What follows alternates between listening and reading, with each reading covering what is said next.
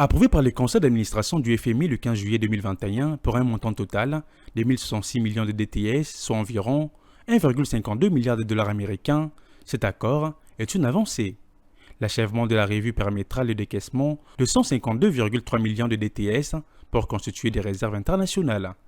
À savoir, malgré des défis tels que la chute des prix du cobalt et l'insécurité persistante dans la partie est de la République démocratique du Congo, l'économie congolaise demeure résiliente, portée par un secteur extractif dynamique.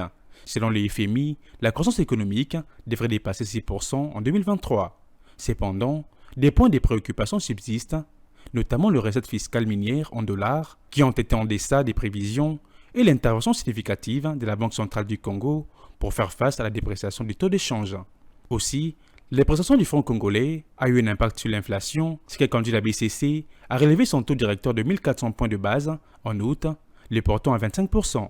Le représentant de FMI a par la suite souligné que les recettes intérieures du gouvernement ont été inférieures aux prévisions du programme sur les 3 premiers trimestres de 2023. En réponse, les dépenses ont été ajustées en priorisant les dépenses liées à la sécurité et aux élections, ainsi qu'aux dépenses courantes plutôt qu'au remboursement des arriérés. Parmi les aspects positifs, les réserves internationales brutes de la République démocratique du Congo ont connu une légère augmentation, atteignant environ 5 milliards de dollars américains fin d'octobre 2023. Cependant, le déficit des comptes courants demeure élevé.